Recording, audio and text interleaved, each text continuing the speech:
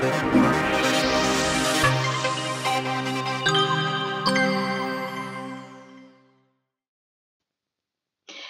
vous propose d'aborder la question du désherbage chimique de nos parcelles de blé vis-à-vis du vulpin. Le retrait annoncé du flufénacet, matière active de base pour le désherbage d'automne, nous oblige en effet à regarder autrement nos essais désherbage. Je vous emmène visiter celui de Saint-Hilaire-en-Wavre cette année. Un essai semé le 11 octobre avec une pression vulpin moyenne de 40 vulpins par mètre carré, des photos qui ont été prises le 12 juin. A commencer par une prélevée réalisée le 12 octobre avec globalement de très bons résultats. Vous retrouvez ici les références Matheno 2 litres ou Sunfire plus Codix d'un très bon rapport qualité-prix avec cette année des efficacités qui frôlent les 90% d'efficacité. Attention cependant à la phyto du Matheno, vous voyez que parfois il peut un petit peu éclaircir les rangs de blé. Une nouveauté attendue pour 2026 au mieux, plutôt cible Régra, mais qui sera associée. Ici par exemple avec du Matheno, vous voyez que ça fonctionne plutôt bien. Il va cependant évidemment falloir lui trouver d'autres partenaires à l'avenir.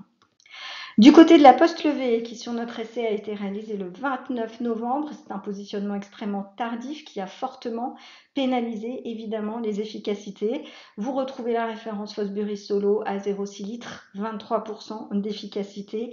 On gagne toujours à l'associer, c'est ce que l'on retrouve ici notamment avec du chlortoluron, du Schwartz, qui permet un gain significatif d'efficacité. Attention cependant aux autorisations d'utilisation en sol drainé et à la sensibilité des variétés. Une autre nouveauté attendue également pour 2026, si tout se passe bien, mais cette fois plutôt cible vulpin, proposée en association avec du picolinafène, apporte des perspectives intéressantes avec ici 76% d'efficacité. C'est une des meilleures modalités de poste qui fait jeu égal avec les références actuelles à base de flufénacet. Les programmes d'automne qui cumulent donc pré plus post-levée restent une valeur sûre en permettant de régulariser les résultats obtenus, même si on verra les coûts peuvent rapidement s'envoler. Ici par exemple un Matheno suivi d'un simple chlortoluron ou un Tropper suivi d'un Constel Bflex. Vous voyez l'importance du premier passage de pré sur l'efficacité du programme final, et puis le second est à souligner puisque c'est un des rares qui est possible en sol drainé, sachant que ce type de restrictions d'utilisation vont sans doute encore se compliquer à l'avenir.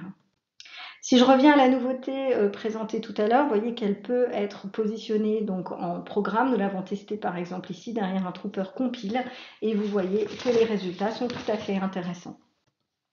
En conclusion, vous retrouvez ici un graphique qui présente le rapport qualité-prix, efficacité-coût des programmes travaillés sur l'ensemble de nos essais Arvalis cette année. Les barres représentent les efficacités et les petits points représentent le coût. Vous voyez que c'est l'occasion de regarder celle qui est tout en haut et donc de parler de la sortie d'hiver, ici dans un programme Matheno puis Atlantis. Vous verrez que parfois la sortie d'hiver permet, dans certaines situations, d'aller chercher encore quelques points d'efficacité, même si ce sont des points qui finissent par coûter très très cher et sont à réserver en fait aux parcelles très infestées. Vous retrouvez les désherbages qui présentent de bons rapports efficacité-coût, c'est par exemple le Matheno ou le Sunfire Codix en prélevé, et puis les programmes qui sont plutôt en bas de tableau et qui sont à réserver aux parcelles les moins infestées. Donc des solutions avec flufénacet encore disponibles pour la prochaine campagne. Pour la suite, c'est difficile de se projeter. Nous manquons cruellement de références sur des modalités sans flufénacet, sur blé tendre. Tous les produits testés sous numéro dans nos essais en contiennent, souvent à dose réduite avec d'autres partenaires, et dans tous les cas, ils ne sortiront pas. Les seules références que nous avons aujourd'hui sont plutôt sur blé dur avec des programmes de type défi plus compile suivi d'un chlortoluron. Et en général, ils ont bien du mal à dépasser les 80% d'efficacité. Et 80% d'efficacité, ça peut vite donner une parcelle comme vous la voyez ici à l'écran. Il va donc absolument falloir remobiliser les leviers agronomiques pour aider la chimie à fonctionner. Ces leviers, vous les connaissez, ce sont la rotation, le travail du sol, le retard de la dette de semis.